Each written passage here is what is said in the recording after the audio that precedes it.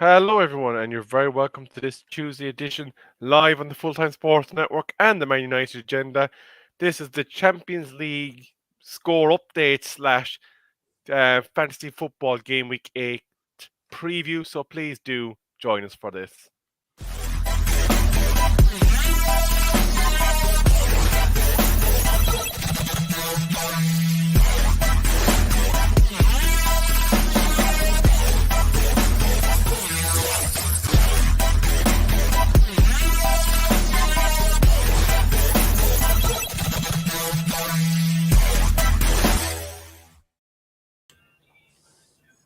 Indeed, we have got very fancy. We have our own intro, so you're all very welcome to Rebels Fantasy Focus.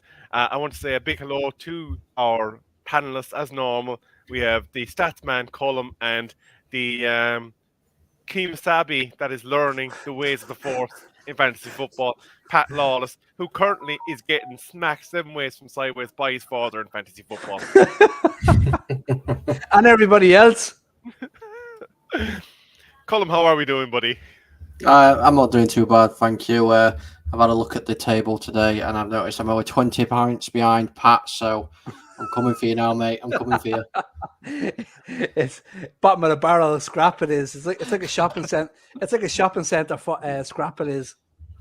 Oh yes, indeed.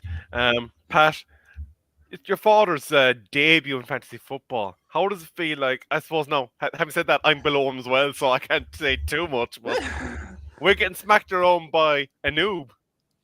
It is. It's not his first year, but I'm not going to take anything away from him. It's only like his second year, but he's still whooping us all. He's top of our group, and he won our group last year, and he's just making an absolute show of us. Now, I'm not doing too much. I'm not doing too better. I'm bottom of the group of my own mates as well. So this year is not. It's not a great start for me. But anyways, that's the joys of fantasy football. You just have to keep plugging away at it and keep going. Absolutely, Pat. That is for sure. Now, there is some action going on in Europe at the moment in the Champions League. So let's just hit out some scores. Inter Milan won in the early kickoff 2-0. I'm going to come back to the Tottenham game because I want to have a little chat about this one. Bayern Leverkusen, Atletico Madrid, currently 0-0, 33 minutes played. Munich and Barcelona 0-0. In a surprise, Club Brugge are 1-0 up on FC Porto. Liverpool, having gone up 1-0 via a Mo Salah goal, are now level at 1-1. And Marseille and Eintracht Frankfurt are 0-0. But the accumulator buster, the absolute shock that was the game of football that was played in Portugal today. Tottenham Hotspurs absolutely battled it, crapped their pants, 2-0 to Sporting. Pat, this is Cloud Cuckoo Land. Yeah, like Tottenham Hotspur fans, just like Arsenal fans, just need to slow down just a little bit, and just like the Man United fans, don't get too carried away too soon, lads. Just enjoy it. It's a long old season. Just because you won a couple of games and you might be up the top half of the table, just slow it down a little bit. Slow it down, because us, just like Man United fans, we know what's around the corner. Good hot streaks don't last forever, so that was a rude awakening for the Spurs fans today. A rude awakening. Absolutely. Can't believe Paulinho scored as well. Absolute shocker for Spurs fans, and I do believe that some of our brethren in Paxton Road are currently crying into their Cocoa Pops because of the way that the result went. Obviously, we'll be discussing the implications for picking Spurs players for fantasy football as the show progresses. But Colm, has this changed your mind on any players from the Tottenham stable, in brief? Well, yeah, it has. It looks like Spurs are going through a bit of an implosion at the minute, so it's definitely one to look at if they can't beat teams like Sporting Lisbon, how they're going to cope against some of the better teams in the Premier League. Absolutely. But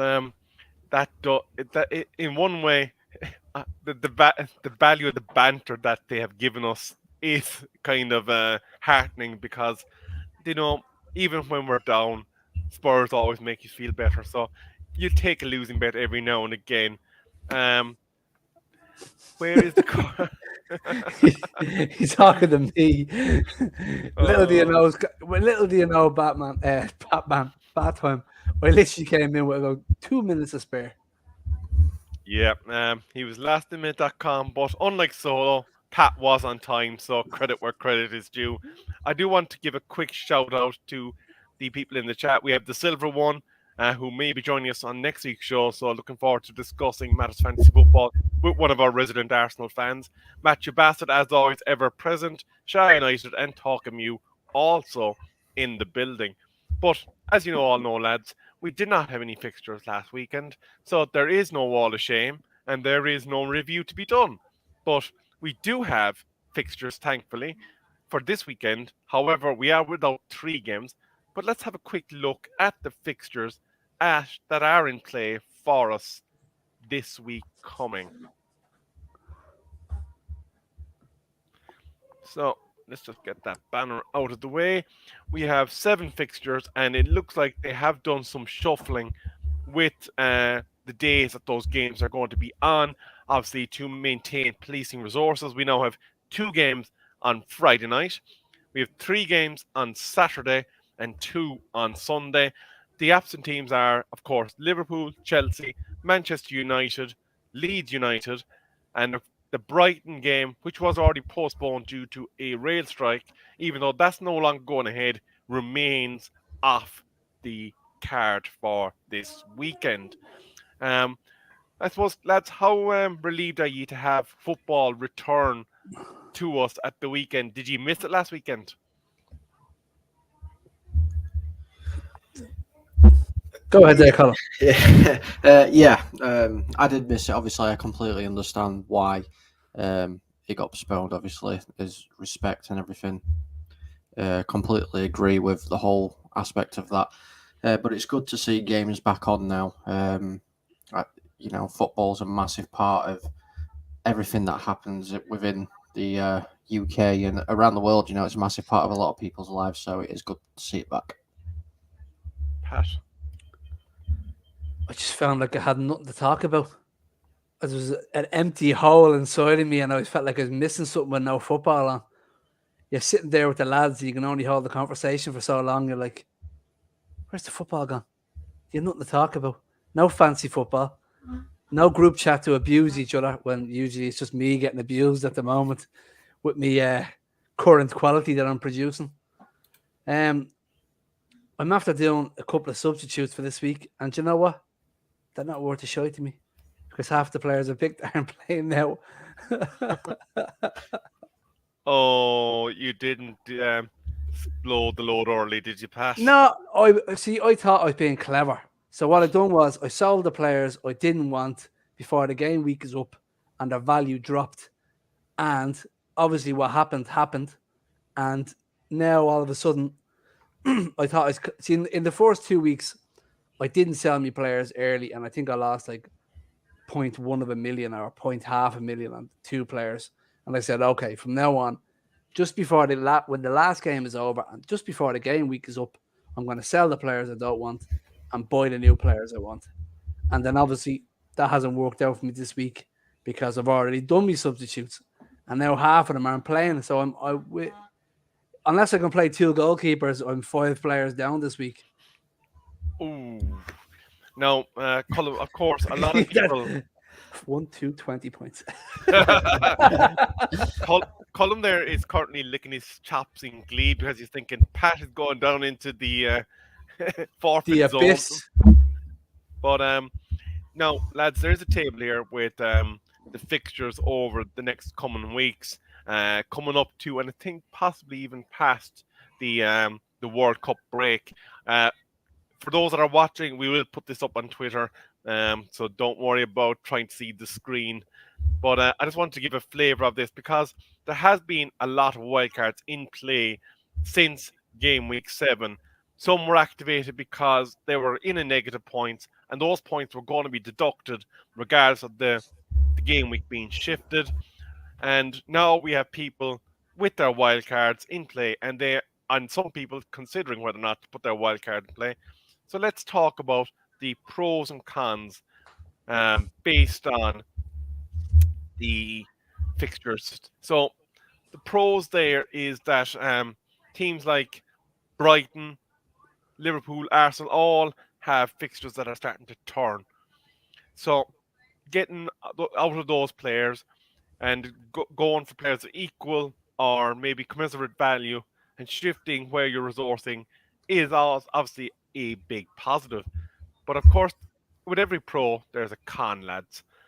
And in this case, we have the fact that you could be tempted into making a game week 8 specific type wildcard while taking your eye off the ball to take you to World Cup when you will have an opportunity to change the makeup of your squad again.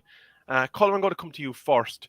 What do you think the biggest pitfalls for managers looking at wildcard are at the current period?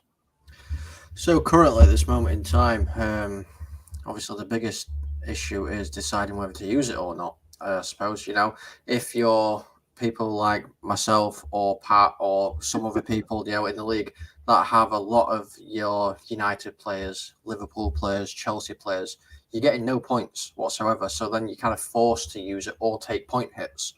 So that's a very, very big pitfall that you're going to be using it in game week 8, basically.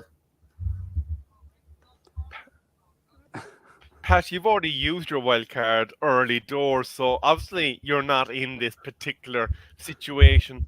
But do you think that people could be misguided and actually underutilize their wildcard because of the fact that they are picking, without taking into account Arsenal or teams that are not involved this week and are going to be pivotal in terms of the run-up after the international break? Listen, this week would be the perfect week to use your free hit if you wanted to. I wouldn't use your wild card. I used my wild card and Thomas Tuchel got sacked. So I don't know whether I'm a bad omen or what. But every Chelsea player I bought stunk after I used my wild card, and then Rodrigo got injured. So I jinxed everything for everybody. So my wild card was a complete waste of time. So don't jump into using it straight away. But for a game week like this, I would be contemplating using the free hit. So it looks like me and you, Cullum, are in the wrong side of history according to the book of fantasy football that Pat is writing for us. And hopefully we don't end up ruining our decision. But Pat does make an interesting point that there does seem to be more benefit post-international break because, as we know, international football players do come back either carrying a bit of a knock that they get into a rotation problem for a couple of weeks, or they actually come back injured and give managers in fantasy football headaches. Bat time, I do see your question regarding the order presenters. I don't have that data to hand. I do know Amundi Juma of the eye test remains top, so he will be more than likely still top of the presenters going into the international break. And at the bottom, 3 of the regular panel here, Cullum, Pat Lawless, and of course the absent Ross, who will be back with us again in a couple of weeks. He's just taken some time out. Will are currently battling for the wooden spoon. But that we're battling out for who's at 100, the 100th spot at the moment. Actually, the silver one is giving us some breaking news. Just in continuation of our Champions League updates, Frankfurt have now taken the lead against Marseille. And Andy Long is in the building to tell us, even as not a fantasy football fan myself, but thought I'd stop by, drop in a like and say hi. Very much appreciated, Andy. We do appreciate that fantasy football isn't the mainstay of all our viewers, but we do appreciate any love that is shown in our direction. The main presenters, well, I'm currently nicely in the upper echelons of the table, so I currently not embellishing myself with the other members of the crew, but you can say stinkers, it's all right. No, right. No. I'm not having this right yet because I've had like 4 good weeks on the bounce and I still haven't moved anywhere. Bat time, a bit like Ten Hag, I've instructed that they go out on a 13-kilometer run to buck up their performance because it is currently unacceptable that they are dragging behind Solo, Mr. B, and a few other alumni of the Man United agenda because they are on this fantasy football show. They are the analysts that are supposed to be prescribing the knowledge to the viewers, and currently they are not meeting the standards and targets that has been set out for them. So there will be repercussions and additional punishment training should they not address their form. But slagging aside, lads, I think we do need to continue the narrative on the wildcard, and there is a potential wildcard team here that I do want to bring to the attention of. This is a team that was picked as being the so-called ideal team for game week 8. Now, that being said, obviously in a wildcard situation, there is pitfalls to this team because they have kind of shied away from beyond the game week 8. Now, I do see that James is there, so that is one pro to the team. But Colum, I suppose it is a nicely balanced team. Like there is a possibility from shift if Salah started shooting the lights out. There's a quick, simple fix to De Bruyne to Salah, and you're back in on that. If Haaland starts to become rotationary, there's a quick move to Kane straight away available to the manager. And again, if Trent starts to become a player that you cannot do without, there are multiple options for getting back into Trent without causing too much imbalance. So I suppose in terms of the lines and the spreading of the wealth, it is a good wild card. Yeah, it is a very good wild card, especially for like this coming game week. He's got a lot of players there that will end up playing. He's got the likes of Mitrovic, who's on a decent vein of form, and Haaland, who just doesn't seem to stop scoring goals. He's brought Isaac in as well. Obviously, they're playing Bournemouth, who can leak quite a few goals. You got your Martinellis, your De Bruyne's, Cancelos, Trippier. So he's got a good mix of players there, even with some of his other players, your Gordons, your Koufals, Ward. I think Ward's in pretty much everybody's team because he's a cheap goalkeeper. So you can spend a bit of money elsewhere. And Pope seems to be doing really well as well. So yeah, I think he's the focus more so on this coming game week than longevity. No, of course, Pat Pope, as you probably didn't hear because we mentioned it a bit earlier, is subject to another price rise this evening. In terms of goalkeeping stock, do you think the Newcastle bandwagon is one that's worthy of consideration? Yeah, it is, but there's always one or two teams that sneak under the radar, and he's worth putting in there. And even though we all know that the Wolves goalkeeper is an excellent goalkeeper, Wolves are another one that's going under the radar for good points as well. So there's no harm in having them in there at the moment, and just start swapping them out when they start dropping off form. Basically, I'd have no problem. And I was watching Isaac last weekend. He looks like an energetic striker. It'd be good to see now if he settles in, if he starts getting goals. Absolutely. And speaking of the strikers, we might as well move on to this portion. We'll come back to the team shortly, but there's a debate out there at the moment whether Mitrovic or Ivan Toney are the way to go, or is it a case that you need to abandon the goal scoring exploits of Jesus and maybe look at possibly taking both or Isaac or one and Isaac? So, Colm, I'm going to get you to have a quick look at the stats there. And are you seeing a large amount of daylight between the two, or is it a preference pick? Now, I know this is game week 1 to game week 6 that we're looking at their figures from, but do you think these can project into the future game weeks? Yeah, I can see them projecting into future game weeks. For me personally, this is a choice of whether you want a goal scorer or somebody that's a bit more rounded. Obviously, you can look at Mitrovic there. He's got 6 goals, no assists. His shots are more. His shots on target are more. His shots in the box are more. His XG's more. His big chances.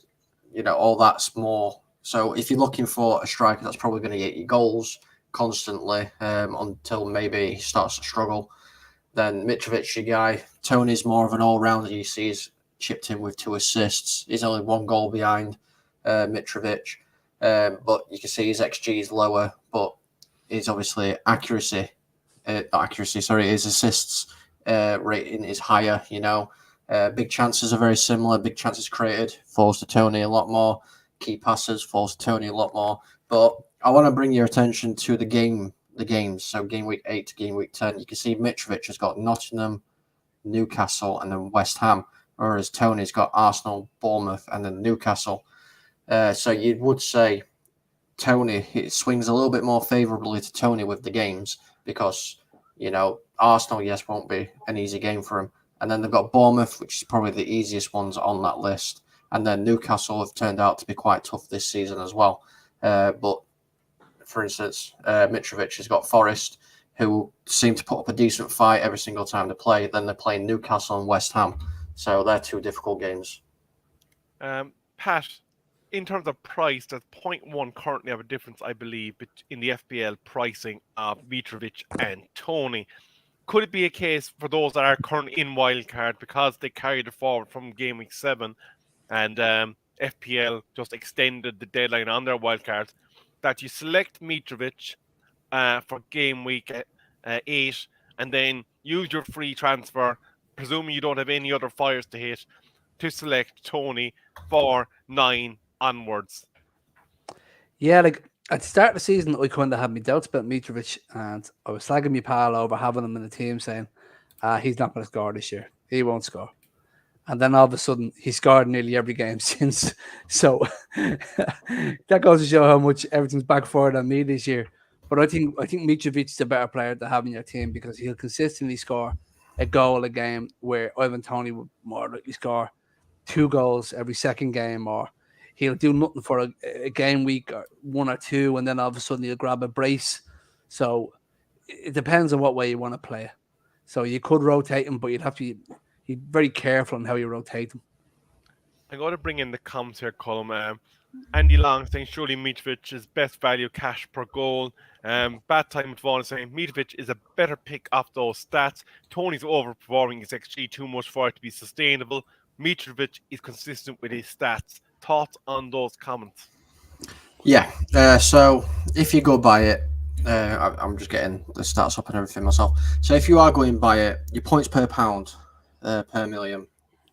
Mitrovic is the guy to go for. Is points wise, he's getting more points on the board than what Tony's averaging out at. But again, like I said, I've just seen bath time there. He's literally just said what I was going to say. And then Tony is overperforming on his XG massively, and I think we're going to see it hit a stage where Tony's going to start to drop off. Whereas I think Mitrovic, with the way he's playing and the way the team are playing and everything, we're just going to see him continue to progress this season. Points per million, it's got to be Mitrovic. Just for those fantasy football newbies that don't understand what XG means, can you just explain that theory to them, please? XG, expected goals, basically. So 5.4 expected goals for Mitrovic. He's got 6 goals in 6 appearances. XG 5.44. But the pounds per million, points per million, per whatever it is, obviously that's how much the player costs and how many points he's bringing in compared to obviously how much it costs. So it's an algorithm that they figure out on the fantasy football, and then obviously it calculates into the data. But Tony not recently only get a hat trick, so that's the only reason it brings up his numbers, isn't it? Yeah. So, Pat, what you're speculating is that we're looking at a mare or donkey being polished up and made to look like a racehorse. Yes. There we go. Bat Time is saying also that the Forest game pretty much makes Mitrovic a must because there is going to be goals in that game. And it's a measure of quality of chance. For example, a penalty is 0.7 xg. So Bat Time is coming in with the hard numbers for us. So I think Colin and Patty are both on Team Mitrovic based on what we've discussed there, I think. Yeah. So everybody in the chat, stay away from him. Yes, indeed. Actually, any tip that we've given so far has had the commentator's curse. And what you'll also find is if Colin gets excited about a player, he literally puts the kibosh on them. Myself and Ross had players that were pouring along nicely. Colin gets in the action, blank. Hey, I just want to say, right, yeah, I gave a tip not so long ago to put Rodrigo as the captain, and what did he do? Smashed an amazing performance and got injured. Yeah, and then he got injured. Yeah, then he got injured. Just before we return to the team, lads, Kieran Trippier is now the third most owned defender behind Cancelo and Trent Alexander-Arnold. He has been subject to price rise yesterday. And again, we're looking here at the numbers. And Pat, looking at those fixtures, is Trippier someone that you have in your team or someone that you're identifying as possibly looking to try and get into your team? I think Trippier is a smashing little baller, he is. And you can see he's up and down that pitch all day for Newcastle. So he has an assist in him, and he always has a good chance of getting a goal in him. He mightn't get the most amount of goals, but he's in there for the assists. And he takes enough shots, so it's either got a chance one of them's going to go in or someone's going to get on the end of it.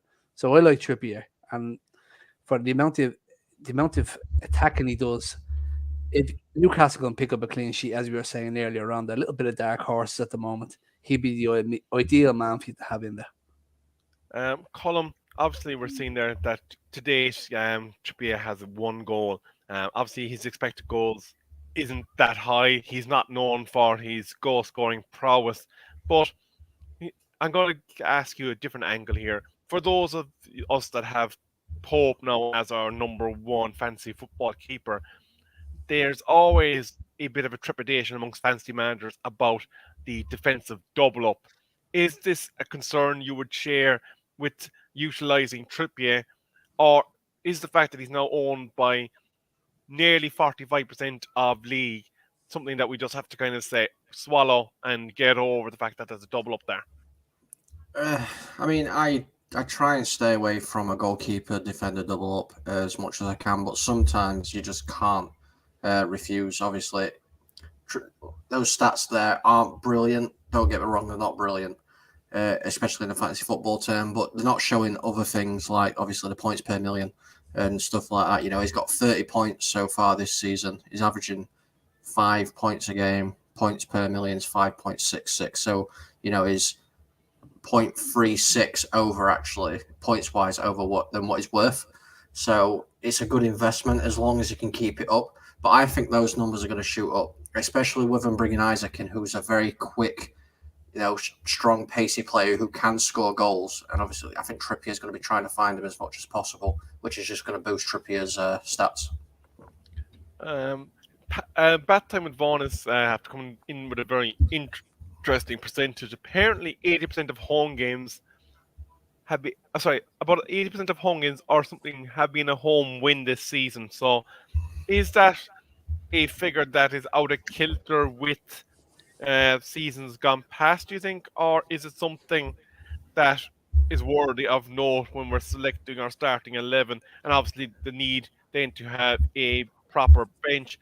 And on Trippier, his 6-game projection, so game week 8 to 13, is currently set at 20.7 points, and James, despite having a game less, is at 24 points.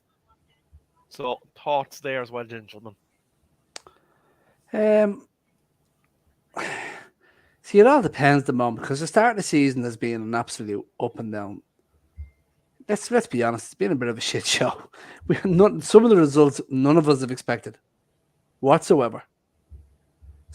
Half of the teams that we all started off with are completely different to what we initially thought. Like I started off with a whole different team. I wanted to use my wild card in the first 2 weeks, and then I wanted to change it again.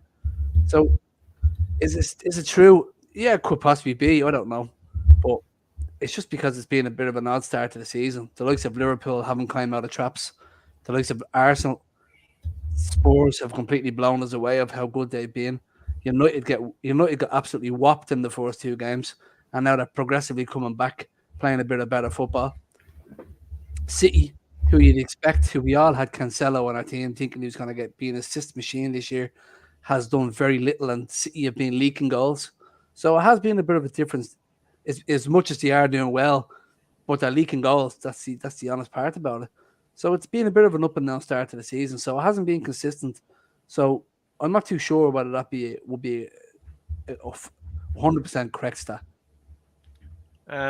Colin, one of the obvious alternatives, and before I ask you the question, I want to say welcome to DJ Sincarlo. Thank you very much for your subscription. We do appreciate it very much. But an alternative that could be picked amongst fantasy protagonists is Perisic. Now, obviously, following the 2-0 defeat and humbling to Sporting Lisbon, it does give an extra question as to whether or not Spurs' defensive assets are going to be problematic. So, in a season where defenders aren't really performing to the level they have in past years, is it a case of utilizing the lower values and knowing that in a given week you might get less points than the premium player, but you're using that value then further out the pitch? Yeah. I mean, I'll admit I jumped on this Perisic bandwagon myself, and once I've actually deep dived into him a little bit, it's not worth it. You might as well get somebody a little bit cheaper in than Perisic. It's 5.6 million. You can get somebody, 1.1 million, maybe 1.2 million cheaper. Then you've got that extra little bit there that you can put further out into the field. For how much it's worth, like I said, 5.6 million, returning 4.46 points per million is not good enough for that sort of price. Yes, absolutely. So let's just return to the potential wildcard team that was generated as being the game week 8 ideal lineup. So obviously we spoke about Pope, we've spoken about Cancelo, Trippier, and Perisic. We've covered KDB obviously being the premium midfielder. Martinelli is pretty much a must-have given the way he started the season. Everything that Jesus has been involved in, he's been involved in. Haaland being the keynote speaker up top. And a player that I wanted to come to because he is part of my wildcard team, Zinchenko. He seems to like Arsenal defenders in general, they all register high amongst expected points over the next 6 weeks. But Zinchenko does seem to offer more in terms of attacking returns, assuming he's fit. This is the wildcard team for this week, lads, is it? This is the premium wildcard team as identified by one of the fantasy football stat sites. And why is James in it? Because what they've done there is they're covering off their 11 players, Pat, but they're also keeping an eye on just beyond this game week because okay, getcha. They're future planning, so they're allowing themselves to have up to 3 players that won't play this week without affecting them. Right, okay.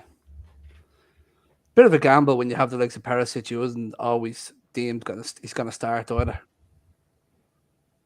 But I suppose to say the beauty of that, again, depending on what fires they need to fight, is that they get the opportunity to make that one free transfer every week. So if Perisic is deemed optimum for this week, they can quickly shift out of him, select a Zinchenko, select a whoever, and get onto that then for the remainder of their game weeks if that's the way their plan is working. Like you can have one player in your wildcard team that you'd literally want for that week, and then because of the price points, you can go, okay, I'm going from player Kevin De Bruyne back to Salah. Bob's my uncle. The money's in the bank to make it happen, and I'm ready to rock and roll. But in terms of the defenders that they selected here, the one actually that kind of jumped out to me is Corfel. 4.4 million, lads. West Ham's defence hasn't exactly been outstanding. Jared Bowen, as we're on the conversation of West Ham, hasn't really reached the heights that he did last season. He hasn't been making those returns, and he's a damn sight more expensive this season. So he is in that category. Those 8 million players, they need to be making returns, really, don't they, Colin? Yeah, I mean, if you're paying 8 million or above, you're expecting returns from those players. I've tried to stay away. Obviously, I've got a few of the 8 million plus players, the ones that you're guaranteed to perform. Your Haaland, he's performed week in, week out. Your De Bruyne, for instance, he's performing week in, week out. But I think you need to do a lot of looking at what they've been doing recently. Not just obviously watching the games and watching the highlights, but going on and looking at, like I said, points per million, XG, all these stats that we do bring up on this show. We need to look at those, because paying out 8.1 million for a player that is not getting you the points that he should be doing is literally you basically taking, I don't know, your prized possession that's cost you £8.1 million and throwing it onto a bonfire. Absolutely, yes, indeed. There are definitely a number of players that you can financially burn on your team. But I want to mention a goalkeeper that seems to be highly disrespected amongst fantasy owners this year, and that is the Wolves goalkeeper, Sa. He seems to completely gone under the radar for some bizarre reason this year. Now, I know Wolves haven't been able to lock out that many clean sheets as we would have expected at this point, but is he someone really that should have been higher up on the agenda than, say, a Pope at Newcastle? Well, going back to your stat there that most of the home games have been wins, Wolves have only drew, but they played 4 games at home so far this year. They've won 3 and drawn 1. So would it be worthwhile to have more of at least one Wolves defender in your team over the likes of Kufal, if that's the kind of money you're going to be spending on a defender?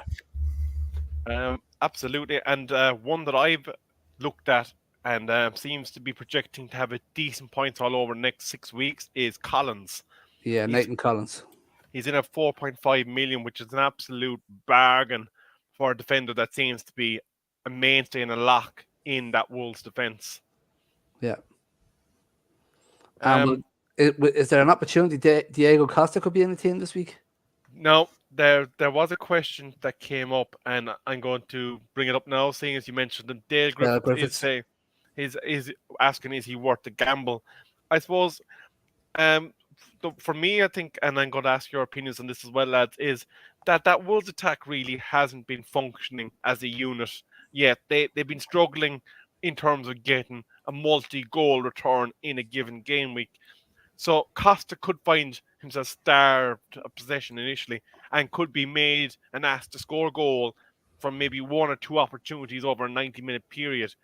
Is the fact that the level of ball that could be coming through to him, and at least initially while they climatized to using him, because obviously they had the misfortune of having a season-ending injury to Klasnic the game after he arrived. Is that something that, given his fire temperament, number one, could frustrate him and could lead him to be a card risk? And number 2, is it something that Wolves could actually adapt to and start generating more shots on goal, more opportunity for goal, and as a result, Diego Costa returns? I mean, Diego Costa's always a card risk, regardless whether, he's fired up or not. I mean, he comes onto the pitch and you're expecting to get a red card straight away. He's one of those players. But I don't think Diego Costa's going to do a lot. I really don't. Looking at some of his stats last season, if you go from La Liga when he were at Atletico, 7 games, 2 goals. Libertadores, 1 game, no goals. Serie A, 15 games, 4 goals, 1 assist. Copa do Brazil, 3 games, 1 goal.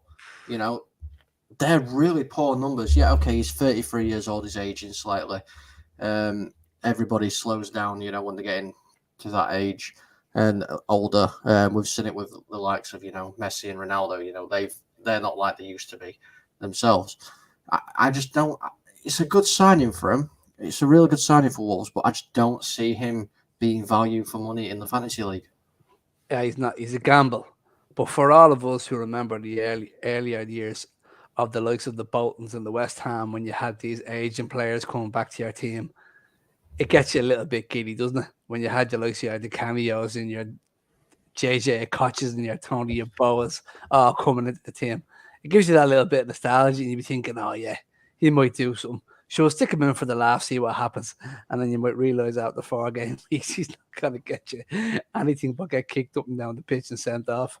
But I suppose, though, the kind of humbling factor that managers need to consider when they're talking about Diego Costa is we already know that there's Haaland there. We know that there's Kane there, the premiums. But then we have Tony, Mitrovic, Firmino, Jesus, Watkins, Martial, Vardy, Alvarez, Daka, Ings, all these many, this is only to name a few, Isaac, Bamford, Ronaldo, Edward. There's so many strikers there, really, that would be higher up the consideration levels. And if you're going to a Diego Costa, you have to be asking yourself, okay, what is my upside? Is it a differential shout that I'm looking at? A huge differential shout? Where do I think I can actually progress matters in terms of having this guy involved? Because given the scale of other alternatives, he doesn't seem to even enter the building, really, in terms of the conversation. Does he? No, he doesn't. I think the only way he enters the conversation for me personally is if he comes in and he's around a similar price to what we can see on there for Andreas and Kufal. If he's a 4.5 million pound striker, which is unlikely, it's very unlikely. I think if he's 5.56 million, it is not going to be worth it. If he's a lower price than that, then sure, why not? He's a cheap option as a cheap striker. It gives you 5.5, Colin. 5.5. That's where he's going at. No, it's a no then for me. There's players in there that are just as good or better, and I only have to spend a couple million or $1 million more. Yeah, that's true. Before we move on to Bath Time's comment, I just want to give a quick score update. It still remains Atletico Madrid 0, Bayern Leverkusen 0. Bayern Munich are currently 2-0 up on FC Barcelona. Club Brugge are 3-0 up on FC Porto. It remains 1-1 between Liverpool and Ajax. And as the Silver one told us earlier, Frankfurt are 1-0 up on Marseille. But Bath-Time with Vaughan, he's telling us that he reckons Son could have a more profitable week than Haaland. Now, Son obviously is a fantasy football darling, but this season just hasn't got off the ground. Is he someone that still remains in your thoughts, Colm, given that you're also in wildcard territory, or did you dismiss him on form currently? This is probably going to bite me in the tuchus. I completely dismissed him. With the way he's been playing recently, I know, class is form is temporary, class is permanent. That whole old saying. He will possibly come good, but I just don't see this. I've said this about Salah. There's something wrong with Salah, and I think there's something wrong with Son at the minute. They don't seem to be playing, either one of them playing up to what they can do and what we've seen them do. So for that reason and his performances this season so far, I've just completely not touched him at all. Pat, has Conte changed his tactics from the way that he finished out last season? Has he put more of his spin on the way that the Tottenham team is performing, and as a result, limiting Son's creativity? He could have changed the way, well, he has changed the way Tottenham play, but I don't think that would make a difference to a player like Son. That fella's a sleeves up, head down player, hard worker, would do anything for the team, and I don't think that would faze him. I think he's just like Jared Bowen, and he hasn't hit the ground running so far this season. We're only a couple of weeks in. Give it to Christmas, you'll see this fella come good. And then all of a sudden we'd be trying to sell 3 or 4 players, trying to get them into our team all over again, along with Kevin De Bruyne. I mean, the thing is, for me as well, though, I mean, I'm getting stats as we're talking about these players, and I'm looking at them as we're talking. Son is an £11.7 million player, so that's a huge chunk of your budget for your fantasy team. He's got 17 points, and he's averaging 1.45 points per million. Can you afford to waste 11.7 for that kind of return? No, not considering we all just hooped Salah out of our team recently as well. I am going to throw in the counterpoint that's coming from Bat Time for your consideration, because it is a nice spanner to be thrown into the machine works. There's obviously something wrong with Son, but there seems to be more wrong with that Leicester channel.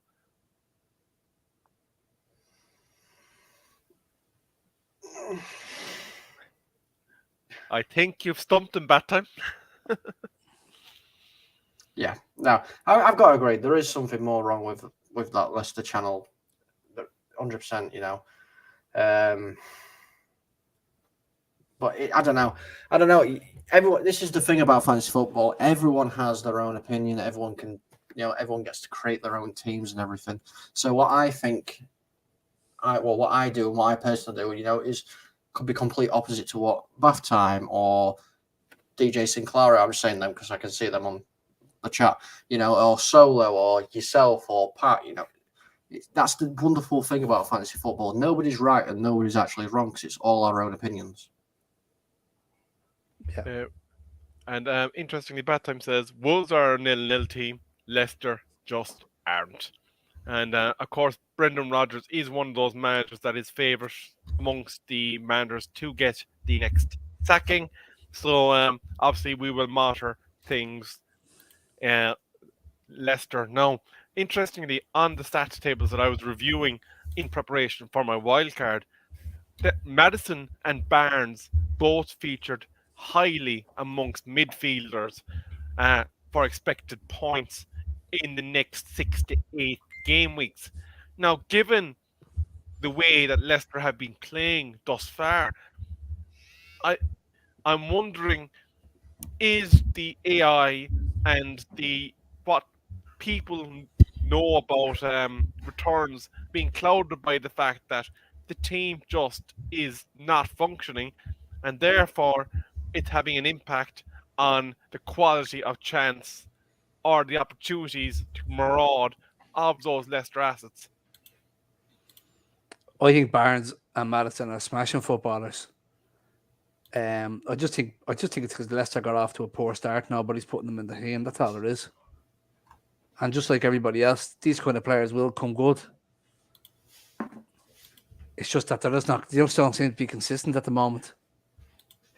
And that's the only reason why you can't keep them in. Like, you're looking at your team and you're going, Leicester, they might get hopped off, but they might get beaten 3-2. But Maddison or Barnes might get goals or assists in that 3-2. Absolutely. Now, lads, before we get to the final department, that is captaincy picks, Jesus is a player that has been talked about a lot on this show.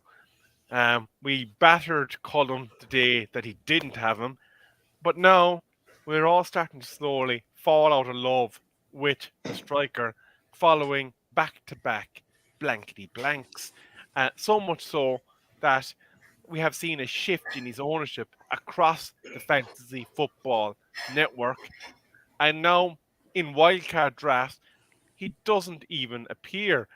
That combined with the fact that wildcard drafts don't have Liverpool players in consideration, how big of a shift in perception has this season been for fantasy managers? I'll have to let you answer that, Colin, because I came into this naive, and I still am. You came into this season, I'm going to win it. Put my name on the trophy. Yeah. No matter what we all try, we can't get off that bottom half of the table. No, I mean, I've been playing fantasy football for years. I've competed in many, many different leagues, and this is the worst start to a fantasy league I've ever had by miles. It's so hard to adjust to what's happening this season for any fantasy manager, whether you're new, whether you're a veteran, whether you've played for a couple of years. It's really, really hard to understand what's going off right now and pick a team that you're solid with and you're happy with, that is going to perform, because there's so many people that aren't performing. Jesus, for one of them, like you said, I got laughed at because I dropped him out of my team, but now everybody's dropping out of his team because he's not performing. Except me, I can't afford to. Except Pax, he can't afford to. But it's so. This season for the fantasy league, and I think I've said it before, it's going to be the hardest season, not just because of the World Cup, but because of the way it's just going this season. I could see people dropping Jesus as soon as the Europa League started, because he's not going to be able to play Europa Prem. So I could see that happening before it happened. But yeah, for any kind of manager, like I said, whenever you're new, old, whatever, it's really difficult. No, lads, we are getting to that point in the show where we do need to be making big decisions. There are no changes to the scorelines in Champions League, but the captaincy pick for this week is a difficult one. Now, I'm going to return the fixture list to your screens, because obviously we do need a look at that. Where are you putting your captaincy? What fixture really stands out to the point that you can say, I'm going to put my standard on this player and he's going to put me on his back and haul those fantasy points into the pouch? Because in reality, I don't see a fixture that really stands out. Man City are going to be facing a dogged Wolves. There's no Aston Villa assets really at the moment that, barring possibly Ali Watkins, that you are even worthy of consideration until their form book changes. Nottingham Fulham, do you back Mitrovic? Is that the smart play this week? Yeah, you want to be off your banana not to make Haaland your captain at the moment, especially if he's in your team. Mitrovic is a bit of a gamble. He hasn't got a consistent. He hasn't got consistent points for every game he's played away so far. So even though they're playing Notts Forest, anything could happen in that game. So I don't know. I've done it before, thinking of being clever, watching it. Okay, I'll pick Mitrovic this week over Haaland, and it'll be the 1 week you get a hat trick, and then all of a sudden everybody flies ahead of you again with an extra 20 odd points. Absolutely. Colm, Batman with Vaughan is putting it all in. He's shoving all his poker chips in. He's saying, now, triple captain, Son, and he's saying he'd put his house in it. Well, I won't put anything on triple captain in Son at all. If I were going to triple captain any Spurs player, it'd be Kane. And I wouldn't do it until the double game week. Yeah, and I wouldn't do it till the double game week anyway. But in regards to, you've got 3 games here, really. Take out the Man City game, because obviously everyone's like, oh, that's Captain Haaland. So let's take that one out. You've got the 3 ones are Fulham, Forest, Newcastle, Bournemouth, Spurs, Leicester. They're your 3 that you should be looking at if you've got players. Unless you have Haaland, then, keep him as your captain, because he's just a goal-scoring meta machine at the minute. But if you haven't, then they're the teams you need to be looking at. You need to be looking at a Newcastle player, a Fulham player, possibly a Forest player, and obviously somebody from Spurs with the way Leicester are playing at the minute. Batman with Vaughan is saying, lads, this is why you're sucking and riding the sewers at the bottom of the fantasy football league. It's time to panic and do fun stuff. In other words, Batman's saying, time to introduce a little chaos to the system. But I've done that this week, and all of a sudden the game week's not happening, and now I'm 12 points down the pan, and I have 5 players not playing. So I presume that the fact that you're 12 points on the pan, you missed the memo, Pat, then that if you had triggered your free hit, it would have been refunded to you by Fantasy Premier League, and the negative points difference that you had taken would have been struck off. Well, the game week hasn't started yet until 6:30 on Friday. But so did you say you took the -12 in game week 7 or game week 8? No, I've done the transfers for this week. Ah, fair enough. So at the moment, I'm contemplating playing me free hit that will cancel out my transfers. And hopefully I can pick the right team and get a few points. So, So I'm currently minus 12 at the moment going into this game week 8. All right. So what you're saying to me is if I play me free hit, will that cancel out them 12 points? it would cancel out those 12 points, but obviously then your chip is gone if you use it this week. But you can. All right. Sorry, lads. I have to go. I have to pick my fancy football team. So Pat there is currently drafting a free hit team, and he's going to give a 10-minute visual presentation tomorrow here on the stream discussing the pros and cons of his free hit selection, articulating in the Queen's English as best he can what the stratagem is going to be. I'm going to put Zinchenko in and Son in for bad time. There, bad time. Yeah, he's going in with his poker chips and he's backing your strategy. So I don't know about the Forest players, but we'll see. Nico Williams is a good little player.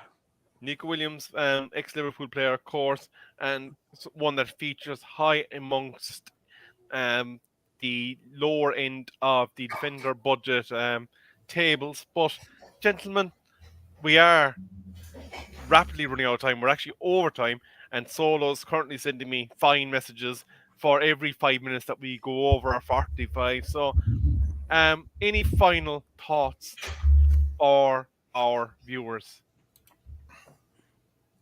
Watch out from your free hit. It's better than 12 points. My final hit is everything you've just hit. Final hit. My final say even is anything that you just heard me say within this whole thing about picking players.